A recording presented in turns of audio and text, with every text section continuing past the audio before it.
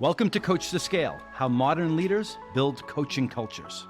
I'm your host, Matt Benelli. Join me as we build a community of like-minded professionals who share the belief that effective coaching improves the performance of every team member. Our mission is to help leaders become better coaches. The Coach2Scale podcast is sponsored by Coachum, the world's first AI coaching execution platform that leverages evidence-based coaching to increase quota attainment. And with that, let's get started. All right, hello everybody. I'm excited to have the conversation with today's guest. He's a good friend with a wealth of experience and just an all-around top quality human being. He's got the unique perspective of building and leading sales organizations with some of the best brands in the technology universe, names like Oracle, like DocuSign, and he's currently the CRO at Carta. Jeff Perry, hello. Welcome to the show. Hi, Matt. Matt, it's great to see you again. Thanks for having me. Great to have a conversation with you. We've had many over the years. This one's a little bit different, so excited to do it publicly and in front of all of our closest friends. Jeff, the cool thing about the show is I get to speak to people like you who are in the arena doing it every day and have done it for a long time. You've made mistakes.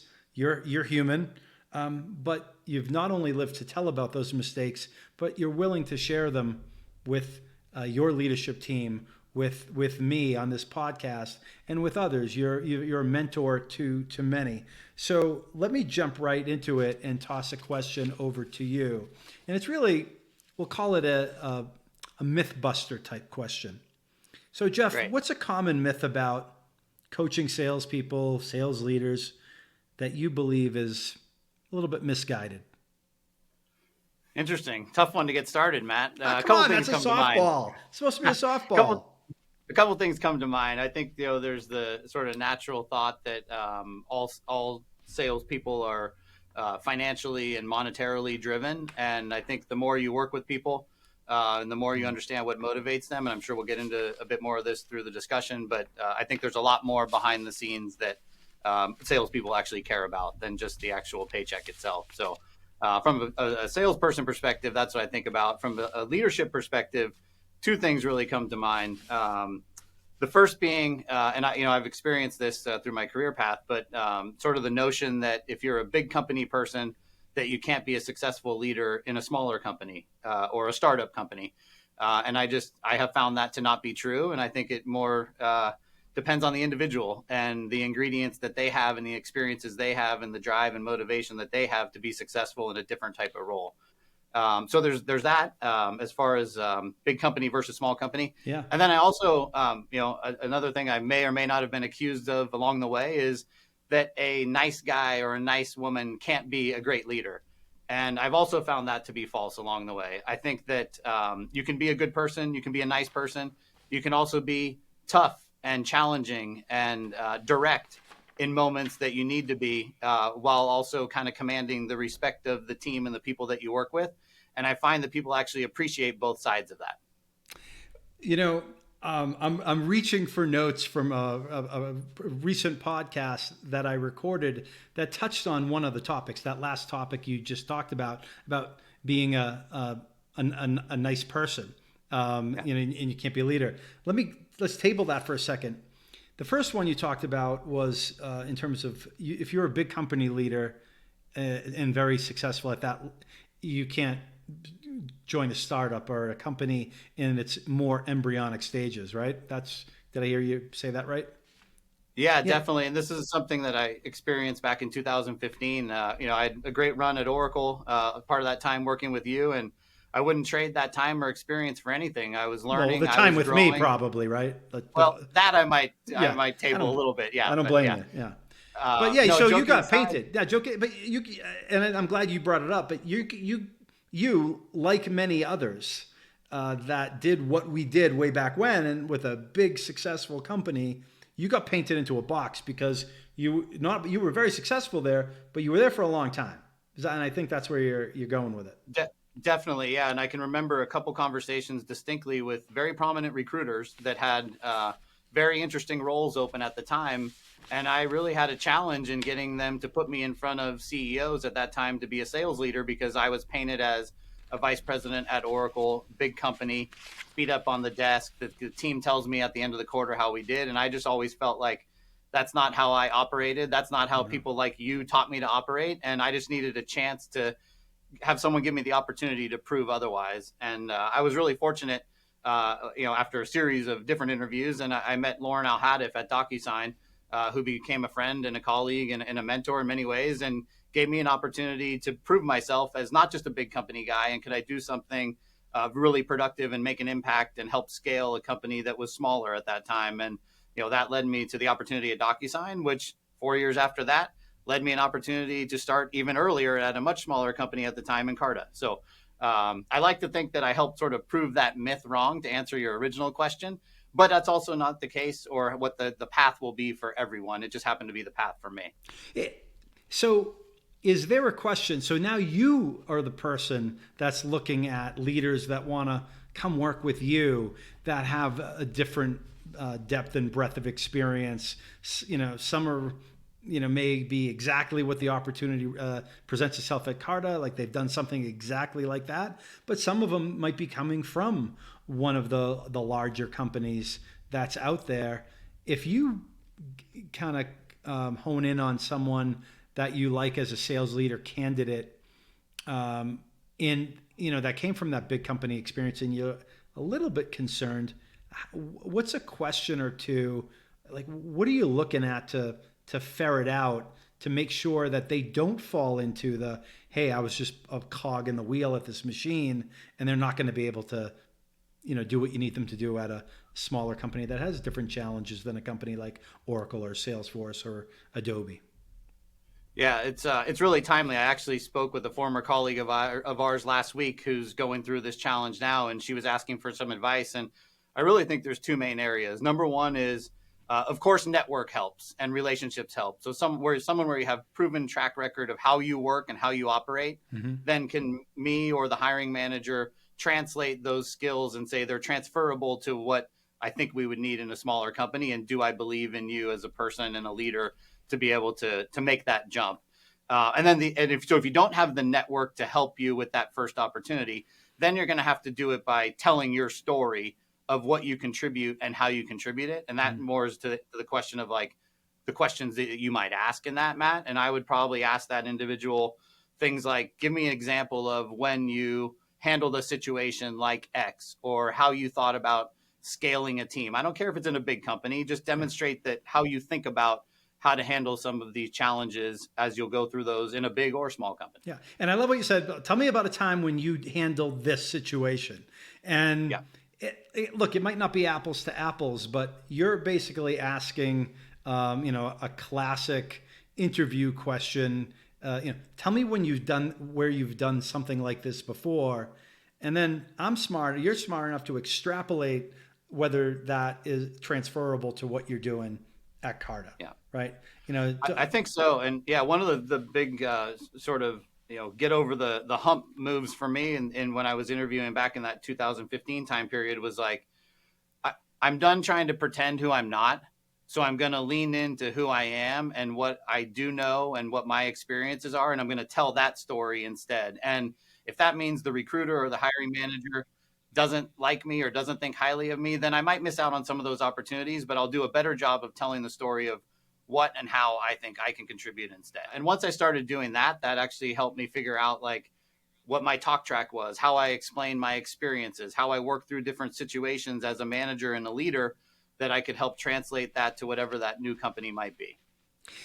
And so that's about you not, trying to BS somebody in the interview.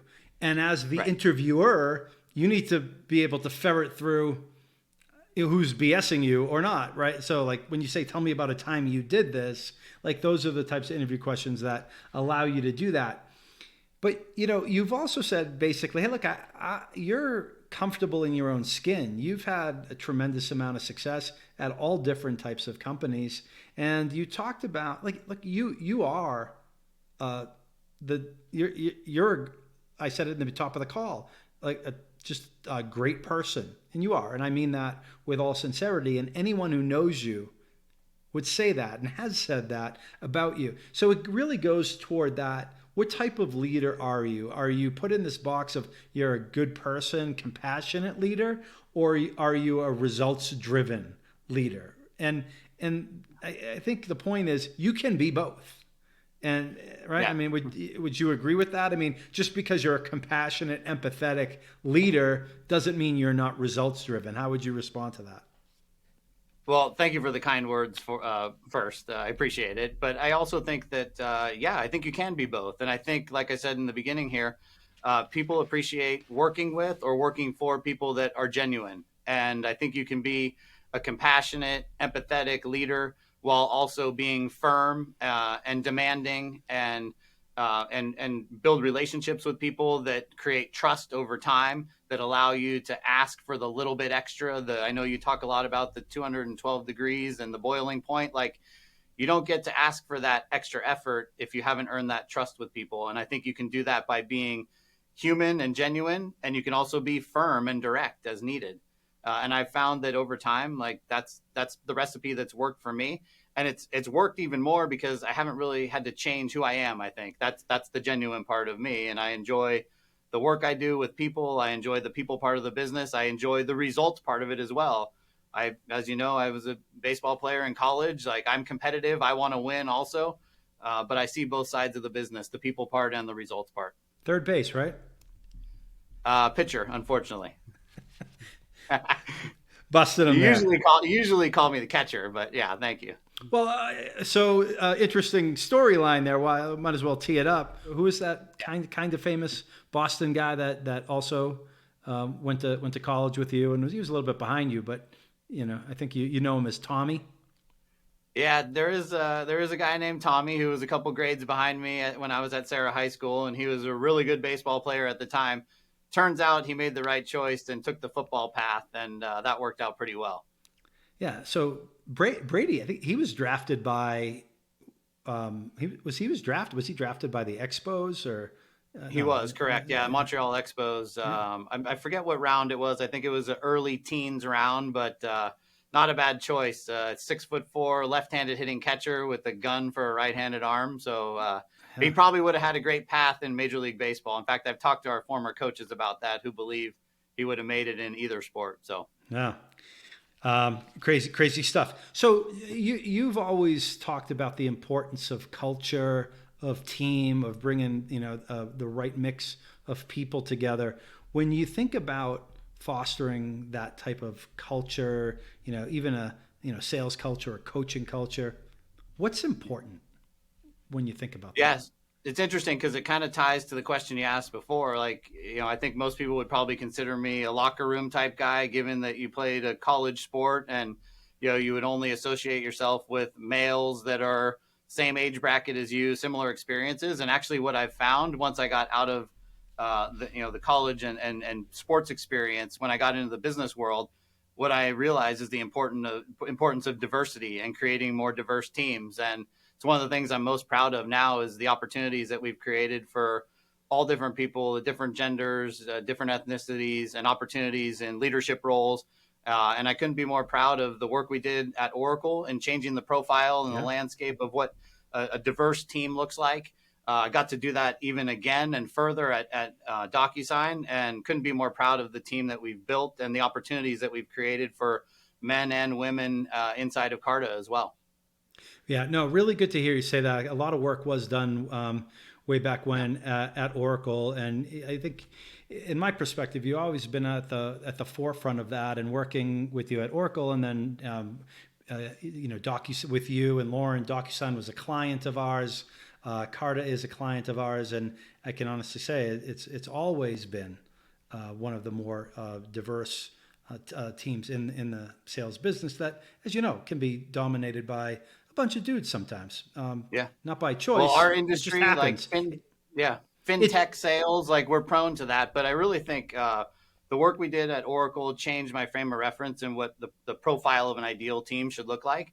And then there's really like two driving motivators, I think, as well. Like, I have a working wife at home that has built a career, and she's able to balance like being a mom and having a full, very heavy workload as well. And then the second part is like, I have a daughter who's in college right now, and I wanted her to feel like she has an opportunity when she graduates from college to go be part of, if she wants, a sales organization that provides all the opportunities that it would for anyone else that she potentially graduates with or grew up with too.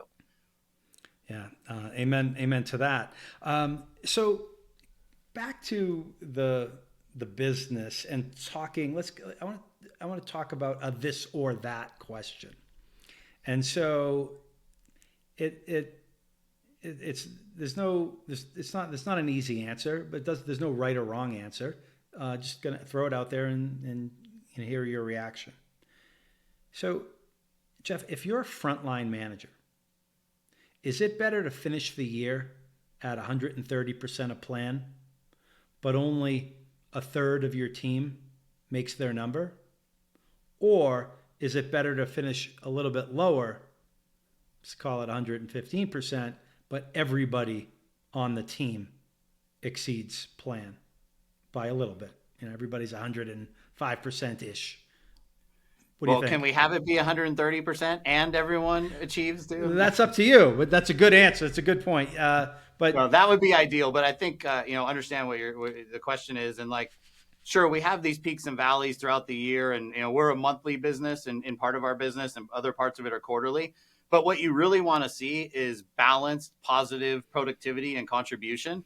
And you want to see that across the organization. And so, yes, exceeding the target, if it's 130%, whatever the number is, that's of course what you want. But if it was 127% and you felt like you had much better contribution and you were learning and people in your organization were growing and developing as a result of it, that's a far better place to have the health of the organization to be in. So if we could pull that thread a little bit more, what good things happen when everybody's performing on that team versus when only that special few are and other people are feeling like, they're losers and non-contributors? Yeah, well, it actually, ironically, it creates what is an actual team because people are pulling for each other and supporting each other versus finger pointing of what's not working for them or why someone's getting more or better leads or so-and-so, you remember this, has the better territory.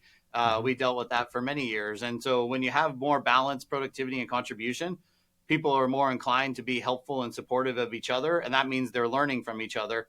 That creates a much better and healthier organization.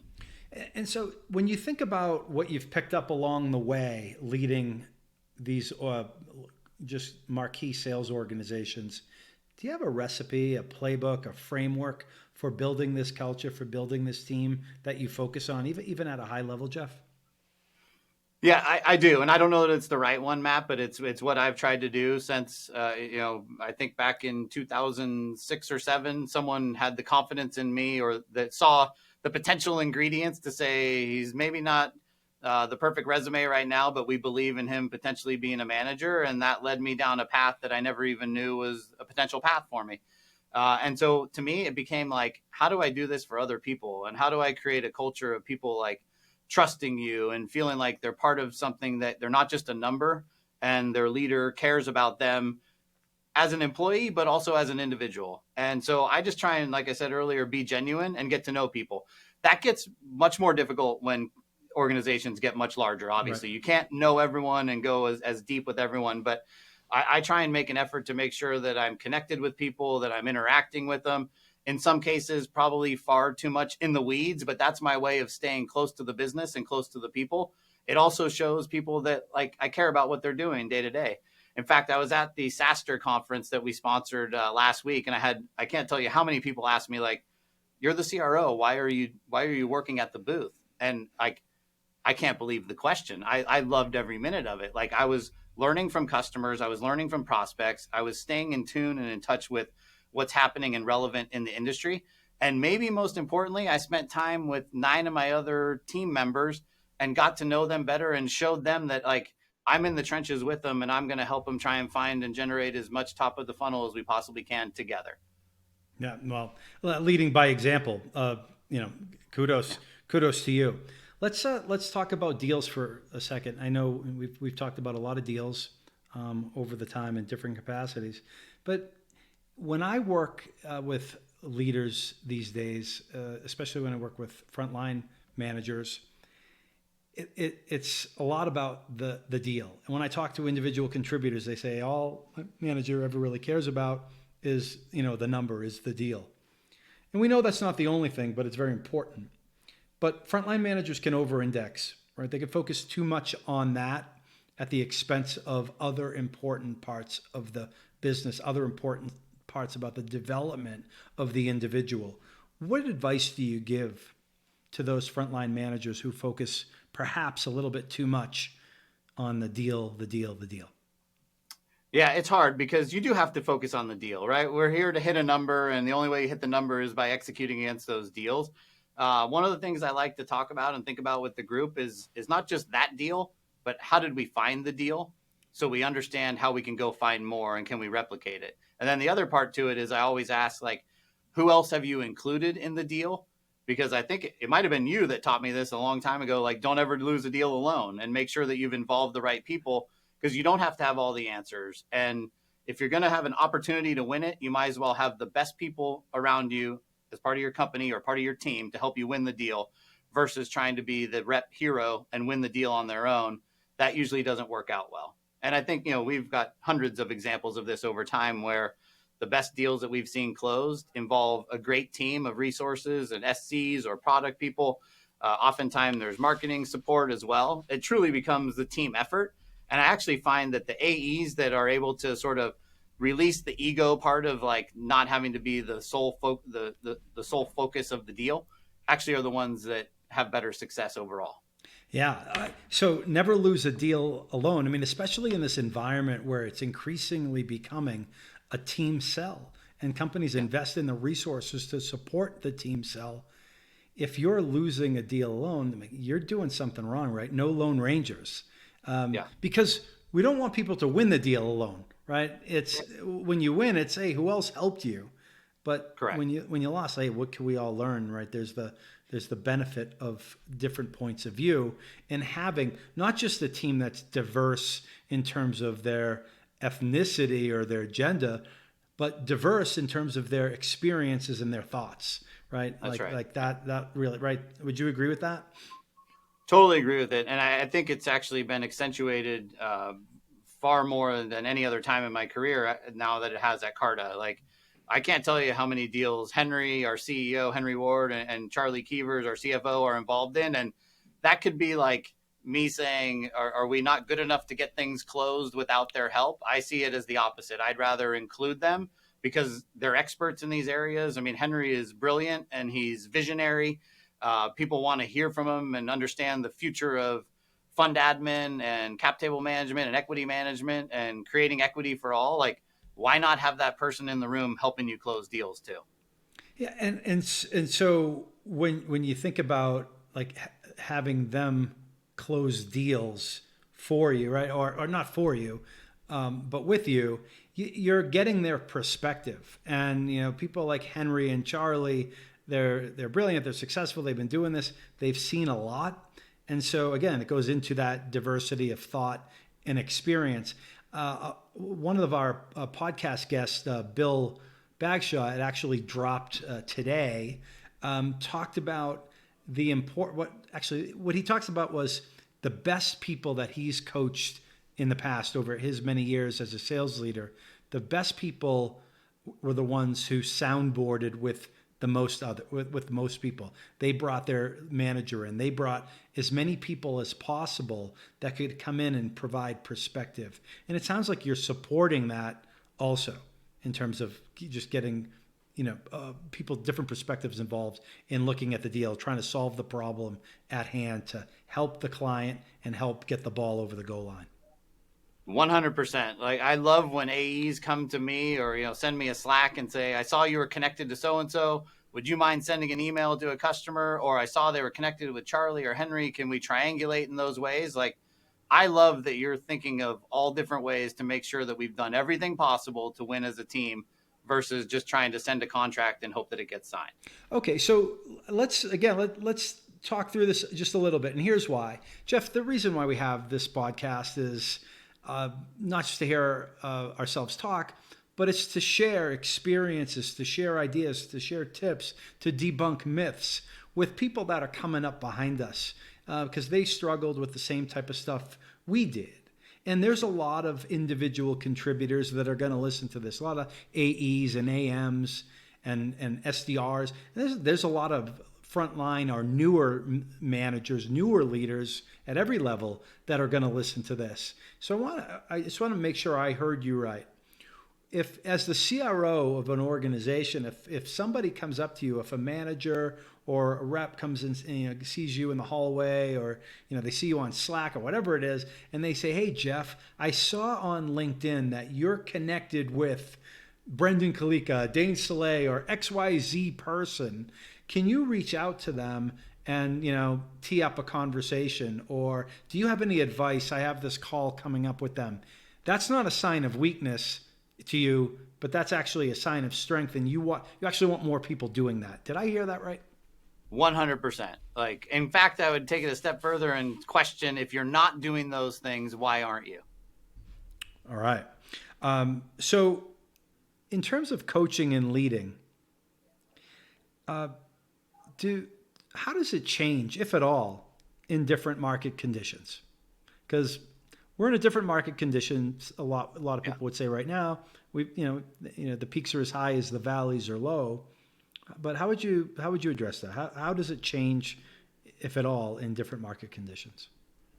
Yeah, well, I think it changes drastically, and we've experienced that, especially over the last 3 years. We were at the high, and then the COVID low, and then immediately spiked back up, and then to moderation, and then market conditions. So we've seen the roller coaster, especially over the last 3 years. And to me, the role of the sales leader or sales manager in that is being even keeled, right? Because part of the job is becoming the psychiatrist of keeping people focused and energized about the good things that are happening and the impact that they can make, and controlling what they can control within their territory or their customer or their pipeline. Because the other stuff you can't really do anything about. And so if you waste time and energy and mental spend on that, you're not helping yourself move forward in a positive way. So I try and lead by example in that way. I think, I probably look back on it as my experience, playing baseball and being a pitcher. Like, I had some good games, I had some really bad games, and like, you try and make sure that like at the good times you're staying at a level pace, and when things get tough, you also stay at a level pace. And I think people appreciate that consistency and that transparency, and everything I learned from a baseball field translates directly to business experience as well. Thank you. So let's pivot a little bit and talk a little bit more about you, Jeff Perry, and your career journey. You're at Carta now. What is Carta's business, and what's motivated you to stay with Carta for a good chunk of time? Yeah, so Carta started as eShares and became Carta with the mission of creating equity and ownership for all. And to me, I probably didn't realize the impact of that when I accepted the role and first started at Carta, but it's grown on me over time and did quickly.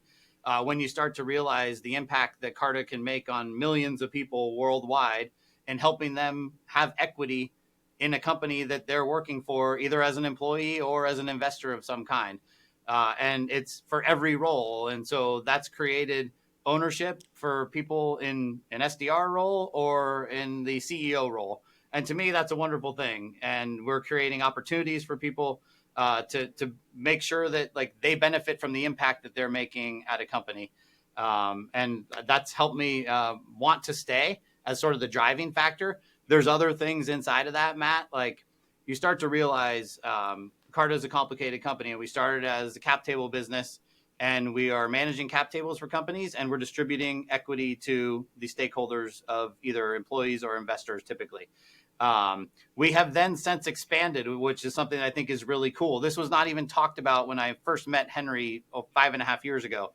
But now we've taken all the compensation data that we have from the cap tables, and we've created a compensation benchmarking tool. Talk about a really cool product, right? Now we can say that if you're going to take a role at typically a tech company, a venture-backed company, we can tell that company exactly what the market rate should be for that specific role, both cash comp and equity. So talk about people being paid fairly based on gender. that is irrelevant if you're following the Carta guidelines of the compensation benchmarks that we now have produced based off of 35,000 plus private venture-backed companies, which is real-time data. We've also taken like tax advisory and made that a product. If you think about all, younger people starting their career and getting equity and what the implications are when you accept a grant, as it vests, if you exercise, in the event that you're lucky enough to have liquidity around it, what are the tax implications? We have a product that companies can buy and offer as a benefit. We have a whole separate business that is the venture capital space, which is software and services for back office fund administration for some of the largest VC firms in the world. We have over 1,800 funds on our platform now. We've created a whole bunch of other products around that, servicing the VC needs as well. A mobile app called Carta Carry. Probably 3 or 4 years ago, we were getting hundreds of inbound leads from LLCs. And so LLCs would start to use the Carta cap table product that was typically designed for a venture-backed C Corp type company. What we realized is many of these LLCs came to Carta because they had a similar ownership tracking problem that they could now do in Carta. So we've created a whole new product to help service LLCs and how they track ownership that opens up a whole new market for us that could be far bigger than what the venture-backed C Corp market is as well. So what I love is like, we're always thinking and engineering about what the next thing is to help build the next product line. Right. And if you're an individual contributor, if you're a sales rep, if you're an AE, that's awesome, right? Because I can't tell you how many people in my organization have worked in 1, 2, or 3 of those roles that I just mentioned to you, because it creates a ton of different career opportunities. And if you think about it, how much more marketable does that employee become X years down the road when they can say, I've had experience in working with cap table, fintech, software sales. I've worked with venture capital firms. I've worked with private equity LLCs. You just opened up a whole new universe for yourself as far as opportunity. Well, I can vouch for that. We are a Carta client. And so, I know, and thank you. Yes. Thanks for that. Can we get a bigger discount? No, okay. All right. So we're talking about coaching, and we've been talking about that for about a half hour now. And you've talked about baseball. Like, we've weaved a lot of stuff in there. Usually, people that demonstrate great leadership skills and coaching skills benefited from that themselves. It's not just the type of thing you can learn in a training. There's a lot of things you can learn in the training, but really it's like what was modeled to you. Can you tell us about a time, Jeff, where you benefited from really good coaching and how that's helped you today? And you can go anywhere with that answer. Yeah. Okay. So since you said I can go anywhere, I'd actually take it even a step further. Is like real life coaching that I gained. And I was fortunate to gain from my parents, I think, in growing up. And, I can remember moments my dad, like, talking about how he treated or interacted with many of his employees. And he worked for a laundry business. And so totally different industry than I am, but it doesn't change the fact that you're working with people and that's how you treat people. And I think I learned that from him early on. And then you go through like playing baseball at a fairly high level and, great high school coaches and childhood coaches, and then get to Santa Clara and you had like incredible baseball coaches that taught you not just about, baseball and the fundamentals, but also about like life and the importance of showing up and being diligent and meticulous around details. And all those things, as I mentioned, translate to business opportunities. And then you get to actual business and you have incredible role models that you like. I'm a visual learner. So I learned from watching the leaders that I respected along the way. And I tried to kind of take the best of what I saw in their styles and sort of mold that into my own. And I also tie that all back to like my baseball days. Like, I knew I wanted to be a pitcher. I knew I couldn't throw as hard as Nolan Ryan, but I loved watching him and I learned from that. And then I said, well, Greg Maddux actually is a little more in the range of my speed. I'm going to watch how he pitches and moves the ball and offsets timing and things like that. That's how I learned. And I took the same principles into business. And I learned from Dan Freund and you and Rudy Corsi and Keith Kroc and people at DocuSign, Neil Hudspeth. And, I've been fortunate to have great leaders along the way that I've been able to try and emulate and, try and almost pay it forward as well. Like back in the day, David Baga and James Volpentest were the guys that first gave me an opportunity to become a manager, which I might not even have been deserving of that role, but I look at it as now I get the opportunity to invest in people like they did for me, and help build whatever their career path becomes down the road. Well, yeah, you threw out a lot of great names there. A little walk down memory lane too. So, And I missed some. I apologize. oh yeah, no, listen, yeah. that's always the downside of bringing up names. But you're very inclusive there. A lot of great people, and actually hope some of them. I'd like to see if we can get them on the show here. Maybe you can help with that. But listen, Jeff. Honestly, learned a ton today, and appreciate you sharing that with us, right? Everything from the importance of not abandoning who you are as a leader, but leaning into it, right? You can be a compassionate, empathetic leader, but also a results-driven leader. Just because you worked at a big company or worked at a smaller company doesn't mean you can't cross the chasm and take your skills and apply them in a different type of role, right? So you debunked a couple of myths there on the show, but you've also debunked those myths personally, right? You've done it. So really appreciate you doing that. Any final thoughts for the audience? And if you think about the audience, it's people that, work, like the type of people that work for you and with you at Carta, right? Yeah. But, just broadly speaking, and any final thoughts before we call it a day? Yeah, well, thank you for the kind words. And I feel like hopefully the things I've debunked, that's helped me. Hopefully it helps pave a path for other people down the road too. And hopefully it paves a path for my colleagues here at Carta, because I feel like we have an incredible opportunity with what we have built to this point. And it really does feel like we're just getting started on what the opportunity can be and down the road, because we have all these different products and different business lines that we're in. And that's going to create career opportunities for people that they might not even know about in a couple of years, right? And my ask, my wish, my challenge of myself is like, embrace it, because we're lucky. Like, there are people that spend 40, 50 years working and they do a great job and maybe work for a mediocre company and it's a job. I don't feel like we have jobs. I feel like we have great opportunities in front of us and we work with great people. It's up to us to go maximize that opportunity that's there in front of us now. Well, I'm happy that we're a Carta customer. I'm happy that Carta is a client of ours and have the opportunity to work with such great people. Really, really appreciate that. So, Jeff, a lot of people heard the depth and breadth of Carta. They're hearing about the culture that you're building. If they want to be a client, or if perhaps they're interested in working at Carta, how do they get in touch with you? Yeah, well, thank you, Matt. Please find me on LinkedIn, Jeff Perry. I'm the CRO of Carta. You can go to carta.com and go into our chat bot. You can email me, jeff.perry@carta.com. I'm always happy to connect. I do think obviously happy to connect with founders and funders, as those are who we help support as customers, but also people that might have an interest in working at Carta at some point. We will continue to be growing. And like I said, we have all these different opportunities to create different business lines. So look forward to connecting with your audience soon, Matt. All right. We're going to leave it right there. Jeff, really enjoyed the conversation today. Thank you. So did I. It's great seeing you. And thanks to all of you out there for listening. If you've learned something today, if you laughed a little bit, tell someone about the podcast, Coach2Scale, COACH, the number 2 scale. Again, Jeff, thank you. It's been my pleasure to host this conversation on behalf of Coach2Scale.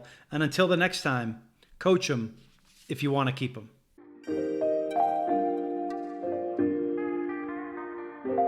We hope you've enjoyed this episode of Coach2Scale, How Modern Leaders Build Coaching Cultures.